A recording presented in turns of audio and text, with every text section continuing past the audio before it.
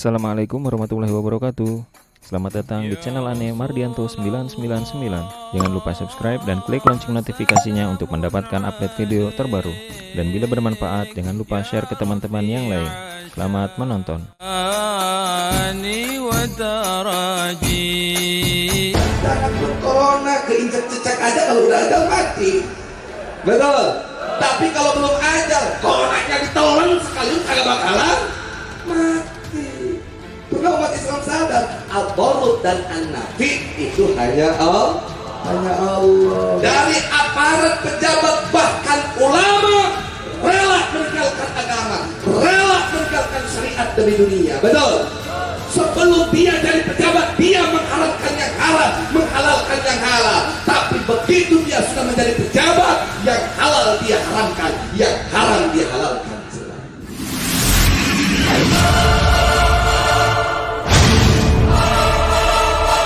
Lamun orang hayang mengali ke Allah, hayang makrifat ke Allah, hayang mengali batas ajali rezeki alam, lakukan Isra dan Mi'raj. Kumaha Isra dan Mi'raj? Kanjeng Nabi berangkat di Masjidil Haram ke Masjidil Aqsa. Orang berangkat ke Allah melalui berbanyak ibadah di tengah malam.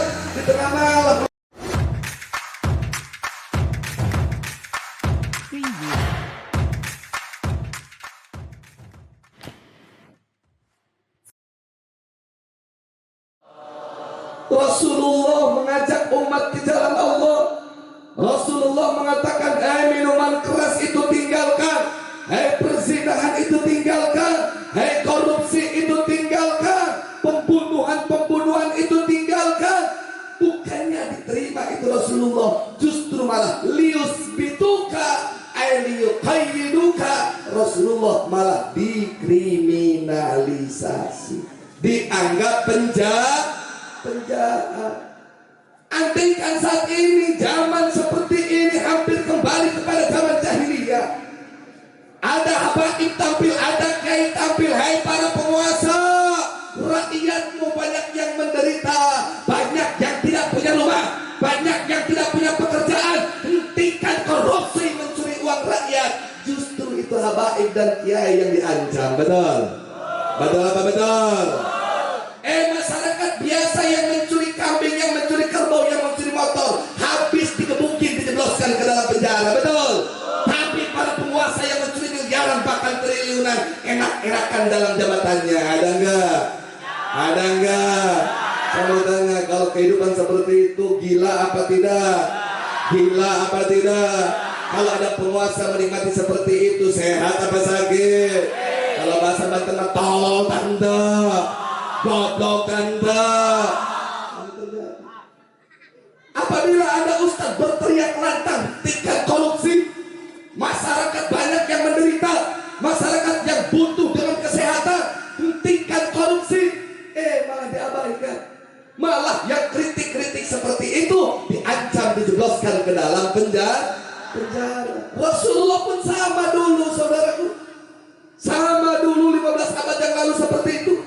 Dengan lantang ke hadapan para penguasa, hei para penguasa, jangan kau hianati itu rakyatmu, jangan kau sakiti itu rakyatmu, jangan kau peras itu rakyatmu. Justru Rasulullah malah dikriminalisasi, saudaraku. Hei umat manusia, kembali ke jalan Allah. Bukannya diterima oleh masyarakat, justru malah dianggap jahat itu Rasulullah. Kiai dan ustaz saat ini yang bergerak untuk menghancurkan minuman keras, yang membakar tempat-tempat kesesatan, menghancurkan tempat-tempat perzinahan, bukannya dibela oleh negara, bukannya dibela oleh umat Islam, justru malah dianggap sebagai penjahat. Terjadi gak? Saya mau kasih contoh. Andaikan di Ciseeng ada tempat warung remang-remang. Tahu warung remang-remang? Artinya warung jualan bacan. Tahu bacan? Bukan batu cincin, barisan cabai-cabean. Kalau ada warung barisan cabai-cabean, kita minta kepada aparat supaya ditutup, tapi tidak ditutup-tutup. Tiba-tiba ada ustadz ngajak para pemuda membakar itu tempat. Saya mau tanya, itu ustadz ditangkap gak? Itu pemuda dipenjara gak? Betul? Kenapa? Karena sudah banyak kecintaan dengan kemungkaran. Betul? Padahal itu kemungkaran. Kalau betul ustadz tidak ingin membakar itu, kalau betul para pemuda dan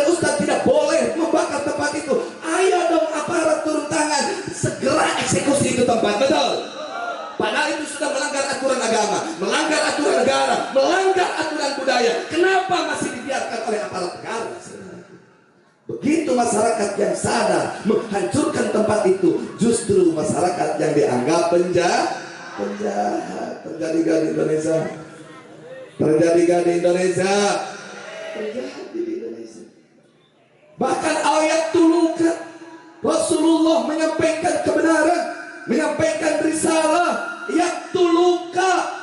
Berkali-kali Rasulullah mau dibunuh oleh penguasa dan masyarakat jahiliyah, saudara. Maka jangan aneh kalau ada kiai, kalau ada habaib dengan lantang menyuarakan syariat, dengan lantang menyuarakan kebenaran, mereka banyak yang dibunuh di tengah jalan. Betul? Baik dibunuh jiwanya, baik dibunuh fisiknya, ataupun dibunuh juga karakternya, saudara. Difitnah bermacam-macam, contoh dibahan jebloskan dalam penjara. Betul? Bagaimana Imam Besar Habib Rizik saat ini sampai terusir ke negara Makkatul Mukarramah. Betul? Bukan karena mereka penjahat, bukan karena beliau-beliau ini bangsa, tapi karena memang mayoritas umat Islam di Indonesia dan kebanyakan para penguasa sudah banyak yang ingin meninggalkan hukum Allah Subhanahu wa ta'ala. Na'udzubillahi min dzalik. Bahkan saudaraku, kalau kita bayangkan perjuangan Rasulullah saat itu, ini masa-masa sebelum Rasulullah dipanggil oleh Allah. Sahabat Rasulullah diintimidasi, dianiaya. Rasulullah diintimidasi dan dianiaya. Banyak sahabat yang dipanggang hidup-hidup di tengah padang pasir. Bahkan ada seorang perempuan mujahidah, dia seorang hamba sahaya, dia membela keimanannya. Oleh majikannya ditawari harta asal keluar dari Islam. Perempuan tersebut menolak, saudaraku. Sayyidatuna Sumayyah, akhirnya Sayyidatuna Sumayyah diancam, tapi tetap tidak bergeming, ingin terus menjalankan syariat Allah. Apa yang terjadi? Terjadi finishnya adalah Sayyidatuna Sumayyah diseret telanjang langsung ke tempat umum, dibawa ke satu gunung, dipanggang hidup-hidup, ditusuk kemaluannya, saudaraku. Kenapa Sayyidatuna Sumayyah sampai rela ditusuk, dianiaya, dipermalukan seperti itu? Demi membela keimanan, demi membela Islam, demi menjaga syariat Allah Subhanahu wa ta'ala. Saya mau tanya, kira-kira dari kita yang hadir di sini ada gak yang siap sampai seperti itu mempertahankan syariat? Jangan pun seperti itu baru dibilang, hati-hati ngomong khilafah. Khilafah itu udah kuno, sudah tidak pantas di zaman sekarang. Ada ustadz, ada kiai ngomong-ngomong khilafah, takut dibilang teroris. Betul? Takut dibilang anti NKRI. Betul? Takut dibilang anti Pancasila. Betul? Padahal udah jelas itu syariat Allah Subhanahu wa ta'ala. Sudah jelas, saudaraku. Kenapa kita umat Islam takut? Bahkan kemarin kita dari umat Islam, banyak kiai dan ustadz sudah takut di panggung-panggung menyampaikan jihad. Betul? Apabila ada orang mengatakan jihad, maka langsung ditandai berarti itu kelompok teroris, saudaraku. Padahal jihad itu aturan Islam, bahkan instruksi dari Islam. Sehingga ada beberapa pejabat, salah satunya pejabat di Kerawang, kalau ingin tahu teroris, lihatlah mereka yang sering ibadah di masjid. Dari orang yang sering ibadah di masjid itu lebih condong ke arah teroris. Hei umat Islam, bangkitlah. Hei umat Islam, sadarlah. Jangan alergi dengan ajaran-ajaran Islam. Sampai saat ini ada lagi pejabat yang kurang ajar, dia ingin mengganti assalamualaikum. Betul? Saya tanya, assalamualaikum ajaran Islam bukan? Indonesia mayoritas Islam bukan? Tiba-tiba ada pejabat yang ingin mengganti assalamualaikum dengan salam Pancasila. Saya mau tanya, itu pejabat sehat apa sakit? Sehat apa sakit? Goblok apa tidak? Tolol apa tidak? Masya Allah. Assalamualaikum mau diganti. Saya ingat dulu di tahun 2000-an ada kiai dari pejabat, ada kiai dari pemimpin ingin mengganti assalamualaikum. Betul? Selamat pagi, selamat siang, selamat sore, selamat malam. Betul? Nanti emang kiai itu suka selamat-selamatan. Sebenarnya kita selamat-selamatan juga suka. Betul? Kalau dia mau bilang selamat pagi, gak apa-apa. Tapi kalau selamat pagi tujuannya mau mengganti assalamualaikum, absus salam kata Rasulullah. Betul? Absus salam. Ayo masyhurkan, ayo galangkan, ayo laksanakan salam. Assalamualaikum. Maka besok-besok kalau ada orang ketuk pintu salam Pancasila, jangan dibukain, usir langsung. Betul? Dikiranya umat Islam tidak cinta Pancasila, dikiranya umat Islam anti Pancasila. Ada bon banget dia. Kalau bukan karena umat Islam yang mayoritas di Indonesia, Pancasila mungkin sudah tidak ada. Betul? Justru karena umat Islam di Indonesia cinta dengan Pancasila, cinta dengan Indonesia, Indonesia masih bisa dipertahankan sampai saat ini juga, saudaraku. Padahal berkali-kali kudeta terjadi. Betul? Yang paling dahsyat adalah dari kelompok PKI. Ada lagi yang ngomong yang kurang ajar, saudaraku. Ada pejabat, dia bilang musuh terbesar Pancasila adalah agama. Ada yang begitu? Pejabat, jangan bodohi Indonesia, jangan bodohi umat Islam. Umat Islam itu paham Pancasila, betul? Justru Pancasila yang tegas mengatakan Indonesia adalah negara agama. Indonesia ini negara agama. Mana buktinya? Pancasila satu ketuhanan yang maha esa. Artinya apa? Indonesia berdasarkan negara ketuhanan, betul? Berarti di Indonesia tidak boleh ada satupun tanah yang boleh diinjak, didiami oleh orang yang anti dengan ketuhanan, betul? Siapa yang anti dengan ketuhanan? Mereka yang tidak punya agama, betul? Siapa yang tidak punya agama? Komon, PKI, anti komunis dan PKI tidak boleh hidup di Indonesia. Tapi yang punya agama silahkan, mau Islam, mau Hindu, mau Buddha, mau Kristen, mau Tionghoa. Kalau dia punya agama pribadi, silahkan hidup di negara kesatuan Republik Indonesia. Umat Islam tidak akan mengganggu, kecuali lu macam-macam sama umat Islam. Kalau ada orang Hindu berdampingan, bertetangga dengan umat Islam haram menyakiti orang Hindu. Orang Kristen, orang Tionghoa bertetangga dengan umat Islam, haram umat Islam menyakiti mereka. Kalau mereka tidak macam-macam sama umat Islam. Tapi kalau mereka macam-macam, sok jual bawal, itu sok ikan bawal buat teror. Mereka jual, kita borong. Jadi umat Islam tuh gak bisa ditakut-takuti dengan yang begitu. Kenapa? Karena umat Islam sadar bahwa tidak akan pernah mati terkecuali sampai aja. Jangan pun corona keinjak cecak aja, kalau udah ajal mati. Betul? Tapi kalau belum ajal, coronanya ditelan sekali kagak bakalan mati. Karena umat Islam sadar al-dharur dan an-nafi itu hanya Allah, betul. Mudah-mudahan orang zalim yang nakut-nakutin umat Islam segera dihancurkan oleh Allah. Amin. Bagaimana penderitaan Rasulullah, saudaraku, supaya umat Islam kembali ke jalan Allah, supaya umat Islam ada dalam kemuliaan, supaya umat manusia kembali ke jalan Allah, umat manusia kembali ke jalan surga, ada dalam kemuliaan, berjuang banting tulang peras keringat, korbankan segala yang ada dan kemampuan untuk Allah, saudaraku. Demi kecintaan Rasulullah kepada umat manusia, yang tadinya ada yang berzina, alhamdulillah mendapatkan hidayah. Yang tadinya banyak yang suka minum minuman keras, alhamdulillah mendapatkan hidayah. Yang tadinya tidak mengenal Allah subhanahu wa ta'ala, dengan berkah perjuangan Rasulullah, alhamdulillah banyak umat manusia yang kembali kepada Allah. Namun perjuangan tersebut tidak gratis, saudaraku. Penuh dengan penderitaan, penuh dengan cacian, penuh dengan makian. Bahkan puncaknya di saat Rasulullah digunjing, difitnah, diintimidasi dan berkali-kali mau dibunuh, justru Rasulullah ditinggalkan oleh pahlawan pembelanya. Siapa beliau? Abu Thalib, saudara. Ditinggalkan Rasulullah oleh Abu Thalib. Semasa Abu Thalib masih ada, orang-orang kafir tidak begitu berani menyerang Rasulullah, saudara. Kenapa? Karena Abu Thalib siap mengorbankan nyawa untuk membela Rasulullah, saudara.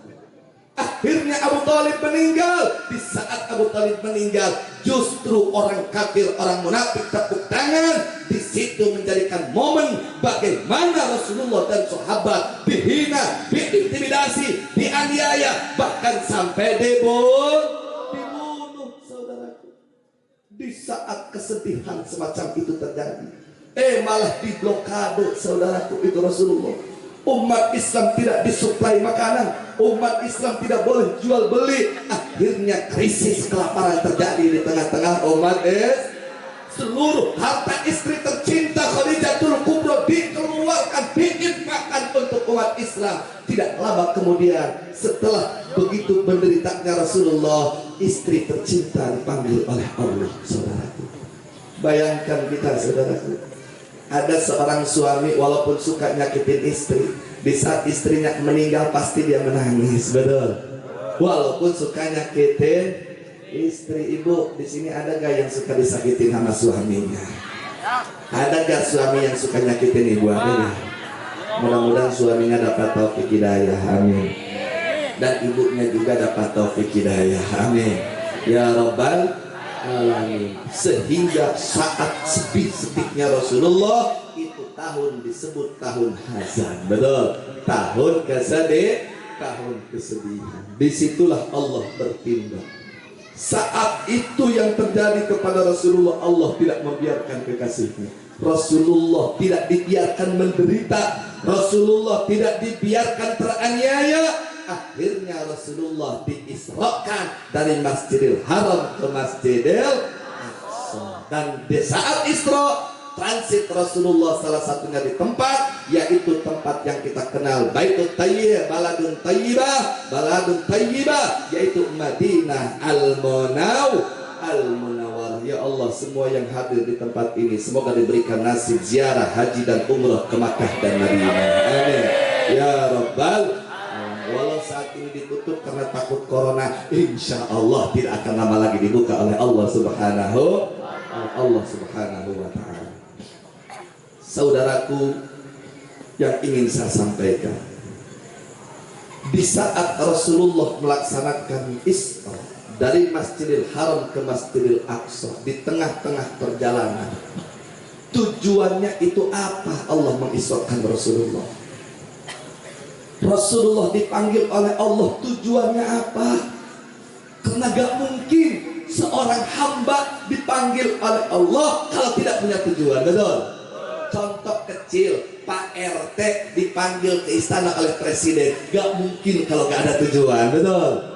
Pasti ada tujuannya. Jangan pun dipanggil presiden, ada RT dipanggil sama kepala desa, pasti ada tujuannya, walaupun tujuannya untuk nemenin gapre, betul? Yang jelas ada tujuan. Begitu pula Rasulullah dipanggil oleh Allah, pasti ada tujuan, saudaraku. Apa tujuannya? Secara global Allah menyampaikan linuriyahu min ayatin. Rasulullah dipanggil oleh Allah karena Allah tahu Rasulullah sedang sedih, Rasulullah dan sahabat sedang menderita, maka diberikan kebahagiaan oleh Allah dengan diperlihatkan aneka ragam kekuasaan Allah. Hebatnya Allah bagaimana, agungnya Allah bagaimana, dijayanya Allah bagaimana. Tidak ada yang sebanding dengan Allah Subhanahu wa Ta'ala. Walam yakul lahu kufuwan ahad. Alhamdulillah, Rasulullah saat itu mendapatkan anugerah yang luar biasa, saudara. Masya Allah, kita harus sangat beruntung sekali, sangat bersyukur dijadikan umat Rasulullah. Mudah-mudahan kita wafat dalam keadaan iman dan Islam, amin ya Rabbal. Apa sih yang ditampakkan oleh Allah kepada Rasulullah? Penampakan ini kalau diceritakan, saya rasa 60 tahun gak bakalan beres. Kalau kita ceritakan ayat-ayat Allah yang disampaikan oleh Allah kepada Rasulullah, yang ditampakkan oleh Allah kepada Rasulullah, kita ceritakan dari malam ini sampai 60 tahun yang akan datang gak bakalan beres. Oleh karenanya gak bakalan beres kalau bagaimana kalau kita jangan ceritakan lah ya. Kita bereskan sampai di sini saja. Setuju gak? Bereskan apa lanjutkan? Malayudraku kulluh layudraku kulluh. Oke, kalau memang semuanya tidak bisa diceritakan, sebagian saja diceritakan. Boleh gak? Boleh. Baik, saya akan ceritakan sedikit penampakan. Penampakan ini biasa dan terjadi untuk kita. Saat Rasulullah berangkat dari Masjidil Haram ke Masjidil Aqsa, naik buruk yang kecepatannya tiada bandingnya, di tengah-tengah jalan tiba-tiba Rasulullah dicegat oleh nenek-nenek. Betul. Bayangkan tengah malam di gurun pasir Rasulullah dicegat perempuan. Sekarang orang Ciseeng berangkat ke tempat yang jauh, lewat hutan belantara, sendirian bawa motor, hujan gerimis-gerimis, tiba-tiba di tengah jalan ada nenek-nenek memanggil. Saya mau tanya, mau berhenti apa mau ngabrit? Berhenti apa lari? Jang nini ilus. Kira-kira narek lompat apa narek cicing? Yakin? Sarua baik mempoding ayahnya gitu. Nah itu Rasulullah pun seperti itu. Di saat Rasulullah maju ke depan ke arah Masjidil Aqsa, tiba-tiba ada perempuan yang sudah tua, kulitnya udah keriput. Kalau di Banten namanya nini-nini. Lalu di Ciseeng apa? Ini. Nini melihat Rasulullah ganteng, melihat Rasulullah cakep, ngiler itu Nini ngiler sampai teriak-teriak, ya Muhammad undurni as'alka. Hai Muhammad, eureun heula Nini hayang ngobrol. Rasulullah lain sombong, curiga ieu Nini lain Nini biasa. Teu hayang teuing aing kudu ngobrol jeung Nini. Wah Nini biasa, Nini luar biasa. Beda jeung Ustaz ayeuna. Aya Nini punten Pak Ustaz. Karena Nini deui. Coba sih anu heran kahareun kan itu. Enggak seperti itu. Akhirnya Rasulullah ngucap urang teh jojong bae terus jojong Rasulullah. Jangan pun menoleh, melirik pun tidak itu Rasulullah. Melirik pun tidak itu Rasulullah. Terus maju ke depan. Rasul bertanya, curiga, ini perempuan bukan perempuan biasa.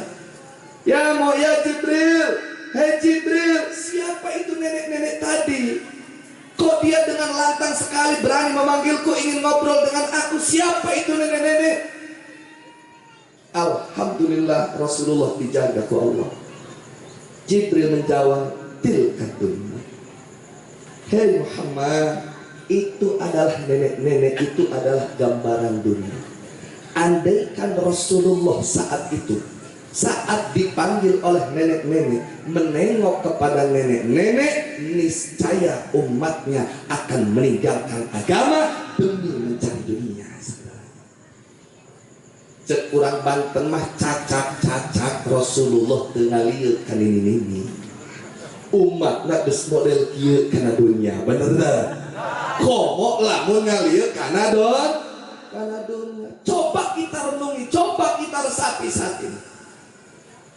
Bukan hanya orang awamnya saja, bukan hanya orang biasanya saja, dari aparat, pejabat, bahkan ulama rela meninggalkan agama, rela meninggalkan syariat demi dunia. Betul?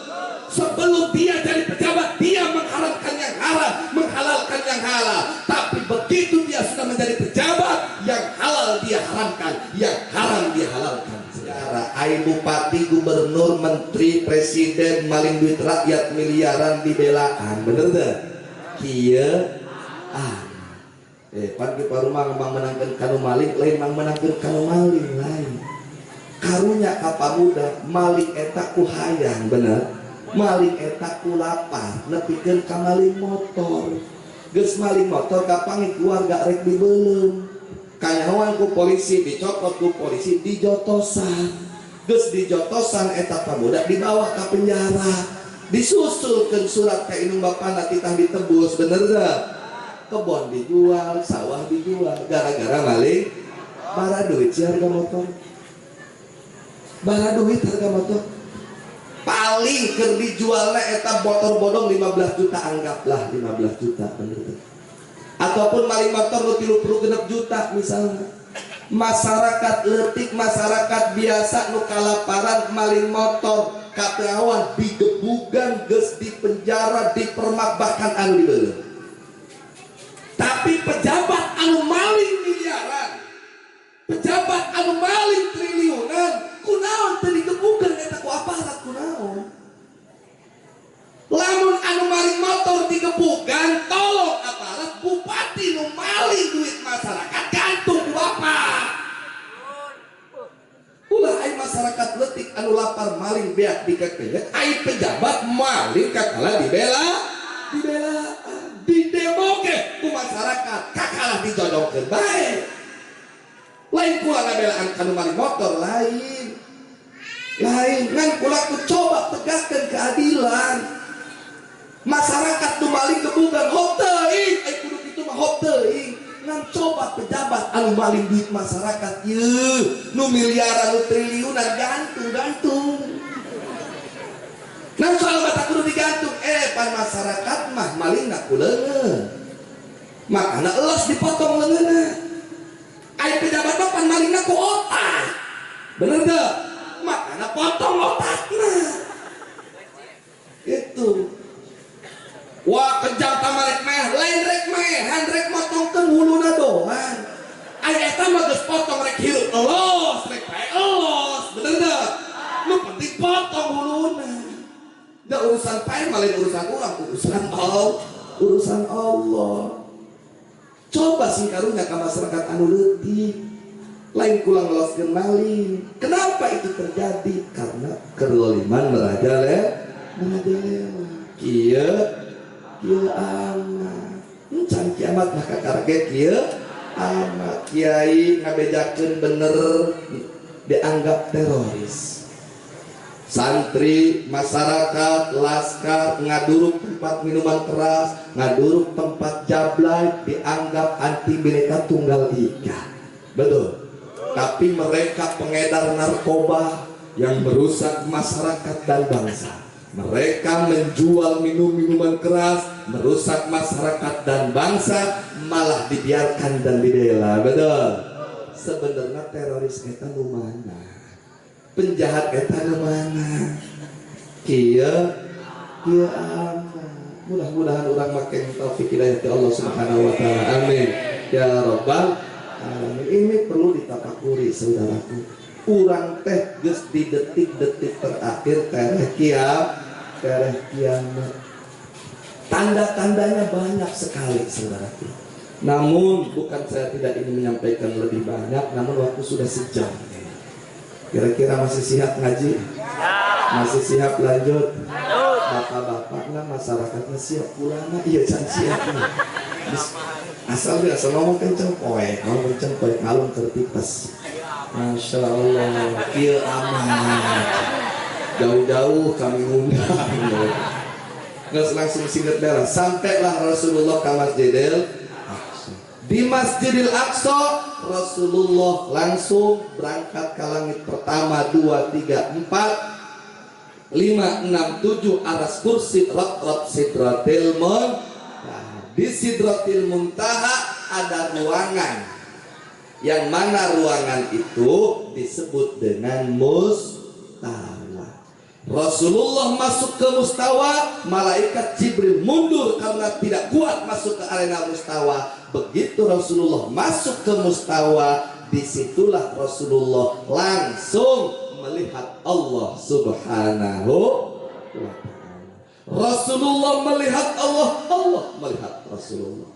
Rasulullah mendengarkan kalam Allah, Allah mendengarkan Rasulullah. Rasulullah berbicara kepada Allah, Allah pun berbicara kepada Rasulullah. Di saat Rasulullah ada di mustawa, yaitu Muntasidratil Muntaha. Disitulah Rasulullah mendapatkan oleh dari Allah, oleh abadi, sarana untuk menyambung antara makhluk dengan Khalik, antara hamba dengan Allah sang pencipta, antara Allah dan hamba dan Allah, antara hamba dan Allah sang pencipta, yaitu sholat 5 waktu. Di sini tadi saya sudah memberikan syariat. Saya ingin kembali kepada tauhid. perlu perhatikan oleh saudaraku umat Islam yang ada di tempat ini. Perhatikan tadi bahasa bahwa begitu Rasulullah sampai ke mustawa, di situ Rasulullah melihat Allah. Nah, dari bahasa ini banyak penyimpangan paham di dalam Islam, saudara. Banyak umat Islam yang salah menafsirkan, keliru dalam memahami, sehingga mereka punya keyakinan mujassimah bahwa Allah ada di atas aras. Sehingga tesaati kurang Cisehe. Tidak sedikit orang Cisehe kalau ditanya, bro, besok jadi gak kita ke puncak? Terserah yang di atas. Emang toke, emang cacat. Kira-kira ada yang begitu? Ibu bapak jangan sungkan menyebut nama Allah, nikmati menyebut nama Allah. Kalau ada rencana atau diajak berencana atau ditanya punya rencana apa tidak, jawab insya Allah. Bro, jadi gak ke puncak? Insya Allah. Jawab. Jadi gak ke Banten? Insya Allah. Jadi gak nanti kawin lagi? Insya Allah.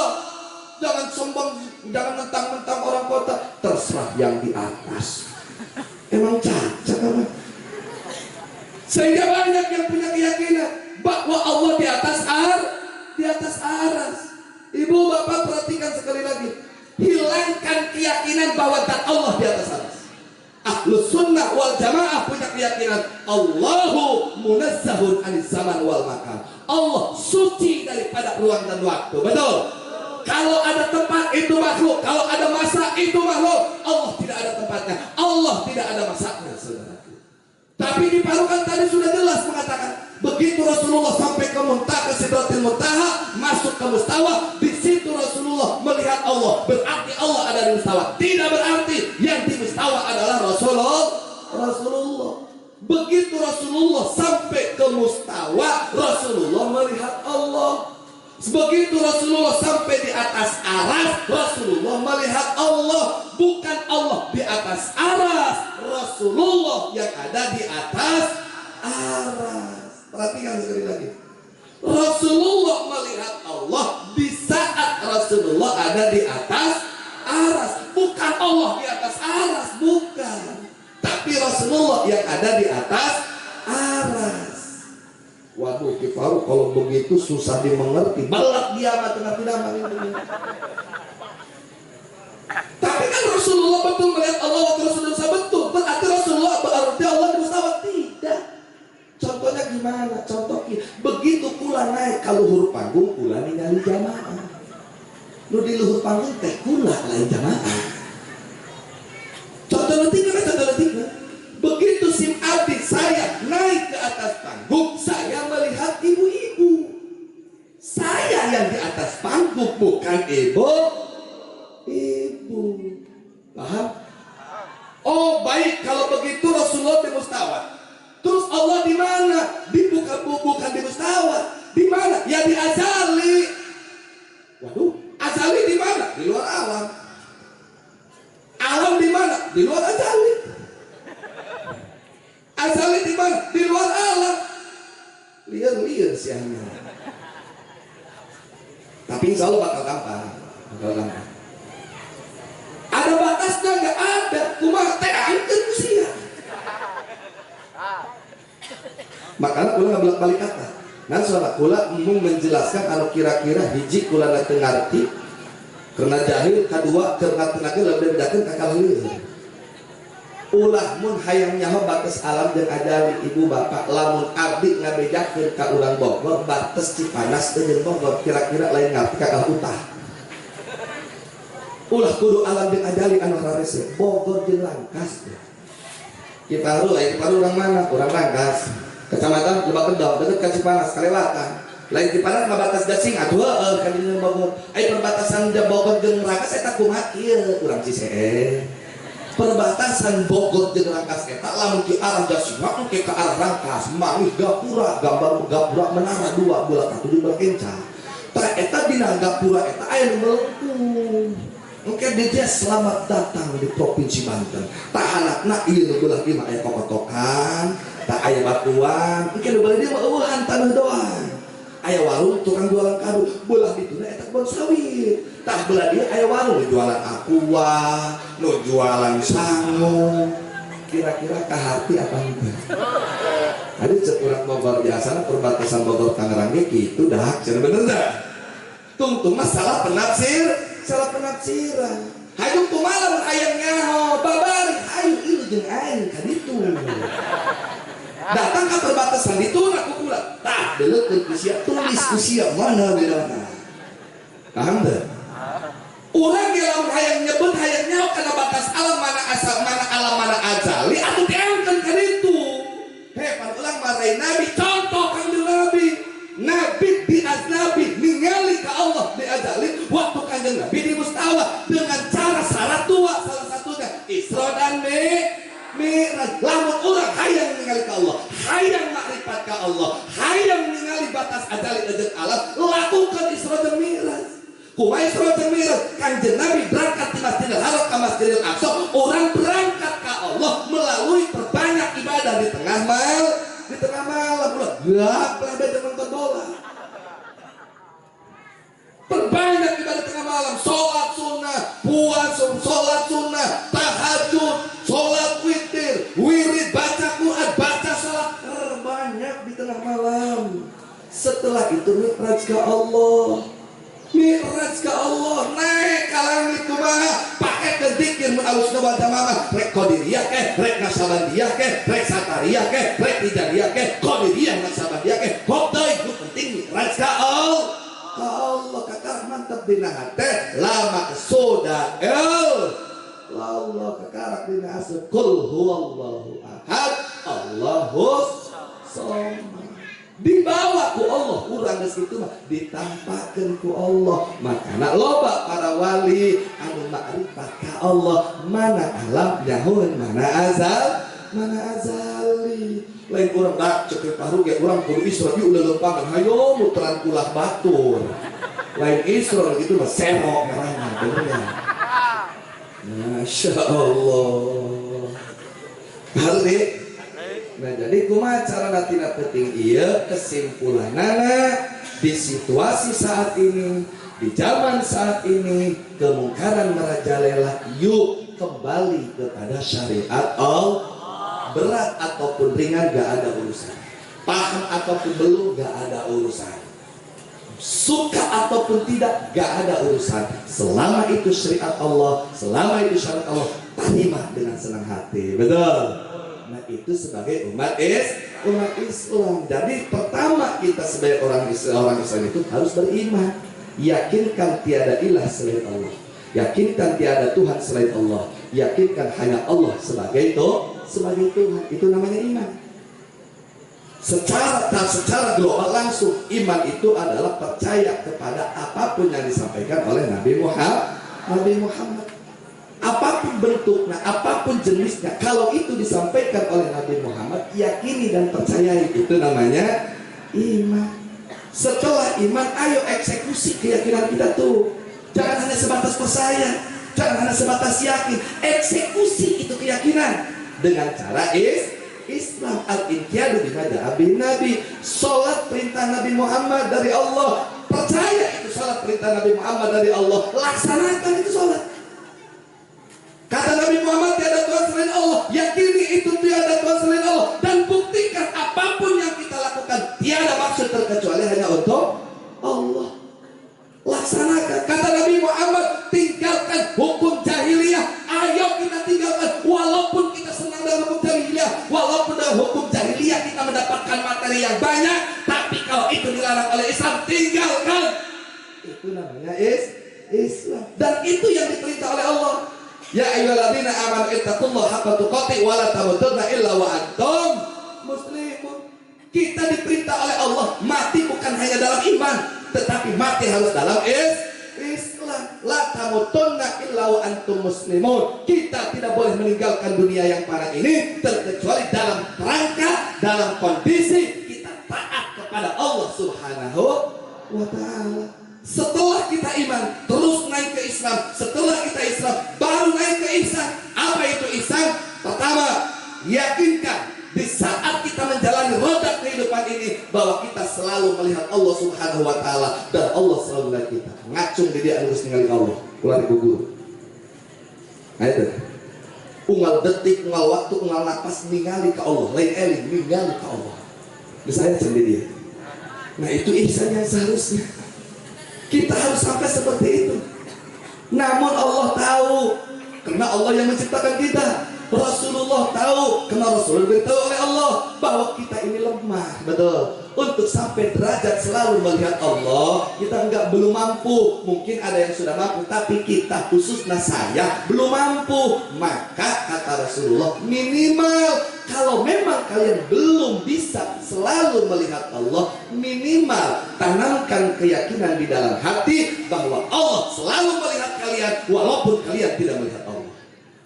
Itu namanya ihsan. Nah itu kalau hati kita selalu mengingat Allah, sadar dengan kehadiran Allah, sadar dengan sama dan basarnya Allah, insya Allah kita tidak akan pernah melakukan sesuatu yang dilarang oleh Allah, saudara. Contoh, kita punya bos kerja. Bos melarang kita masuk ke pintu kiri. Apabila kita merasa bahwa bos itu ada di depan kita, kita nggak bakal berani masuk ke pintu kiri. Betul nggak? Atau di ruangan itu ada CCTV, bos seolah-olah memantau di ruangan yang lain. Kita melihat CCTV, bos pasti melihat. Gua dilarang masuk ke pintu kiri, pasti kita nggak bakalan masuk ke pintu kiri. Karena kita menyadari kita selalu dikontrol dan dimonitor oleh bos. Betul. Apabila kita manusia merasakan bahwa kita selalu di dalam genggaman kodoknya Allah Subhanahu wa taala, dan di dalam sama dan basarnya Allah Subhanahu wa taala, di dalam monitor ilmunya Allah Subhanahu wa taala, kita tidak akan pernah berani melanggar syariat Allah Subhanahu wa taala. Namun kenapa kita banyak melanggar? Akui dalam diri kita, kita banyak lupa kepada Allah Subhanahu wa taala. Ya Allah, kelupaan kami, dosa kami, kesalahan kami, semoga Engkau ampuni. Semoga semuanya tidak menimbulkan malapetaka untuk kami dunia dan akhirat. Kami tidak meninggal terkecuali sudah diampuni daripada salah dan dosa. Kami tidak meninggal terkecuali dijamin dalam keadaan husnul khatimah. Kami tidak meninggal terkecuali sudah dijamin masuk surga tanpa neraka. Amin. Ya Rabbal Alamin. Saya mau tanya, siap tanamkan keimanan? Siap laksanakan Islam? Siap kita muraqabah kepada Allah? Betul. Siap bela Allah, siap bela Nabi Muhammad, siap bela Islam dan umatnya. Takbir.